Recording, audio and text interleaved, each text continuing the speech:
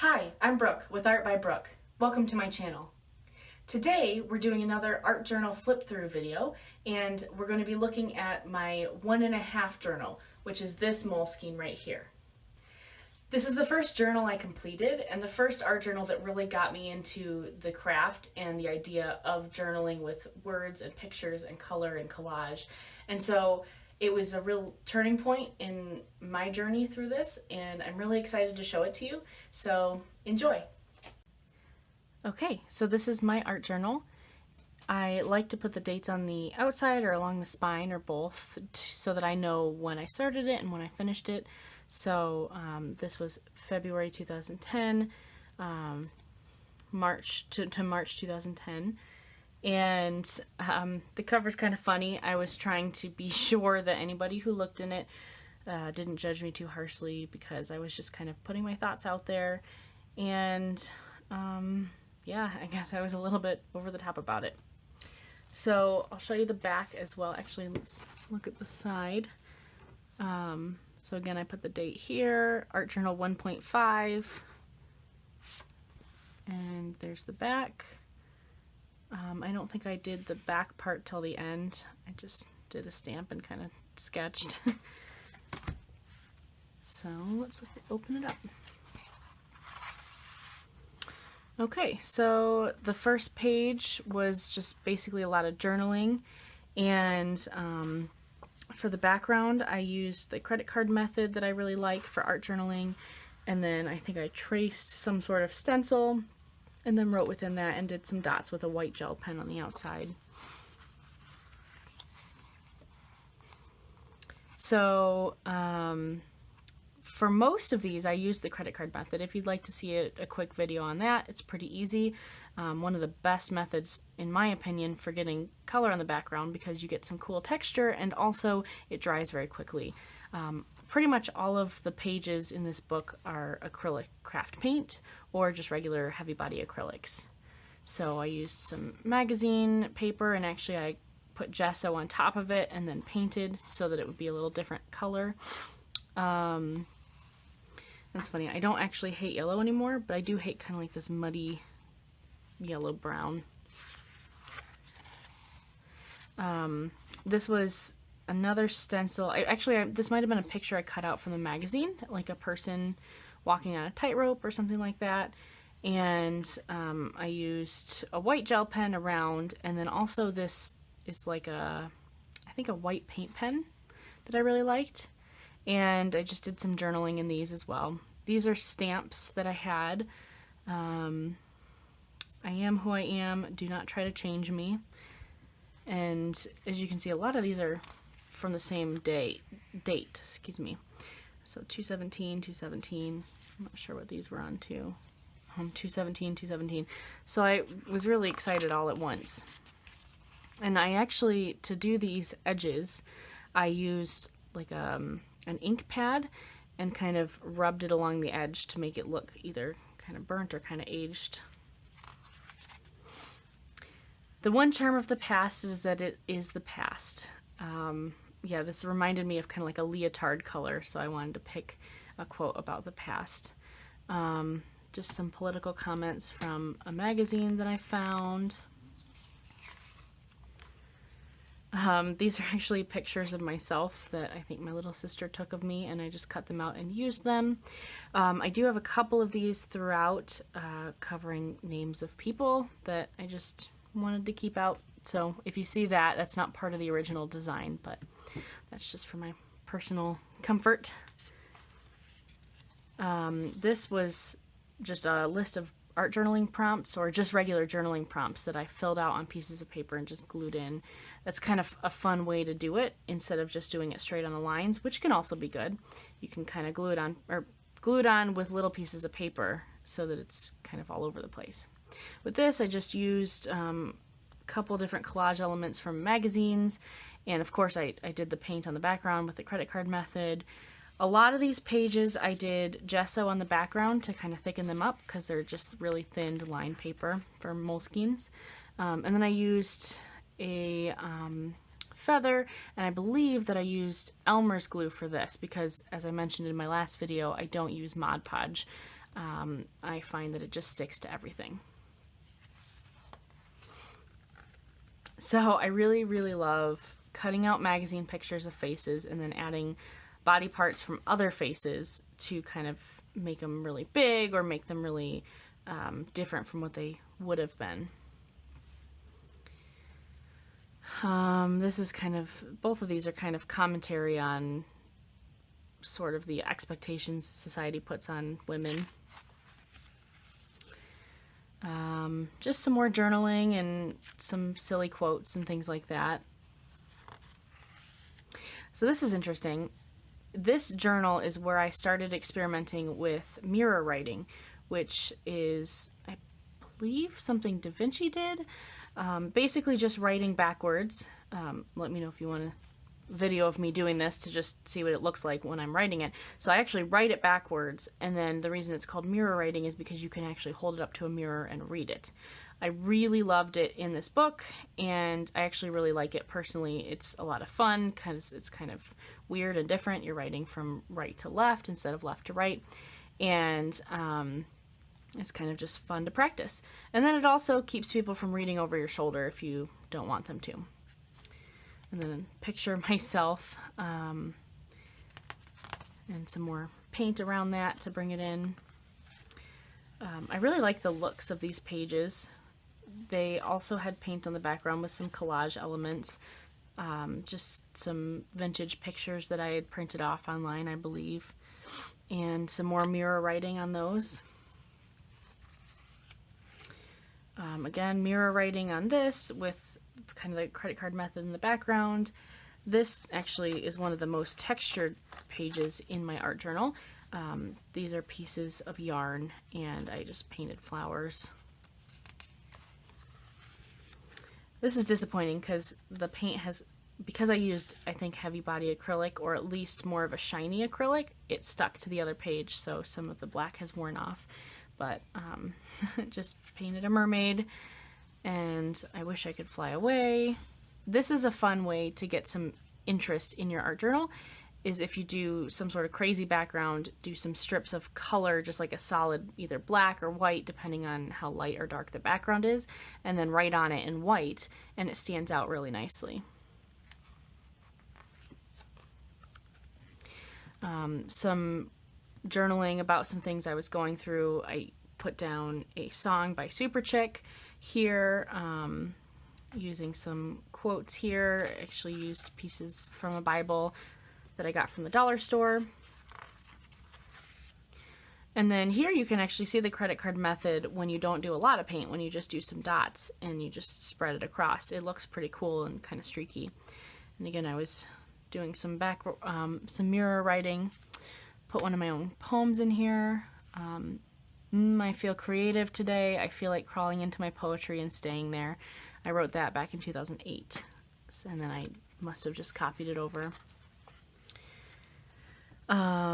So for these ones, the silver that you see in here was from like a spray paint can that I had.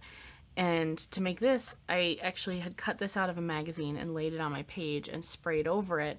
And then I loved it in silver so much that I wanted to glue it in here. So it kind of ends up looking like a spotlight or a shadow, which is pretty neat, and it's not what I intended to do, which is pretty much a lot of art journaling.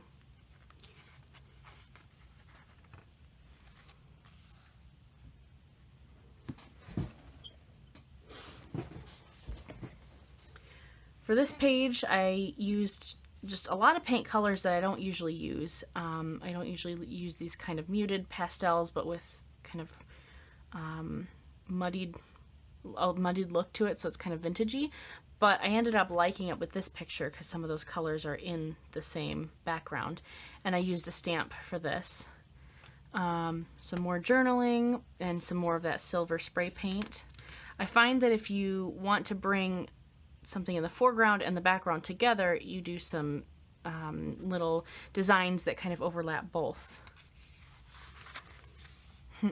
So this is another picture of myself. I think it's two pictures that I cut in half, and used, like the not smiling side and the smiling side. It says, the sides of me are many, accept me for who I am or don't, your loss. That one was fun to create. I used a paintbrush for this side, and I used the credit card method for this side for the backgrounds. So for this one, I did the credit card method in the background first, and then I put down pieces of not masking tape, painter's tape, like the blue painter's tape, and then used the silver spray paint over it, and then wrote on top of that. Some more collage elements and things like that. I was making a pro and con list for something, so that was kind of cool to have in there. And then I was getting really excited about the new at the time, soundtrack for the new Alice in Wonderland movie, the live action one, the very first one. And the soundtrack, or at least the songs that were inspired by it, were really, really cool, and I still listen to them sometimes. So, and this quote, I believe, is just from the original animated Alice in Wonderland. "If I had a world of my own, everything would be nonsense. Nothing would be what it is, because everything would be what it isn't. And contrary-wise, what it is, it wouldn't be, and what it wouldn't be, it would. You see?" I like that quote. And then in here, you see some of those themes come out again. I wrote, "Do you suppose she's a wildflower?" "Oh, I don't come from any garden." And these were pieces of leftover, like, scrap paper that had paint on them, and I cut them out. Or maybe I even purposely did it, but I cut them out and tried to do them in the shape of flowers.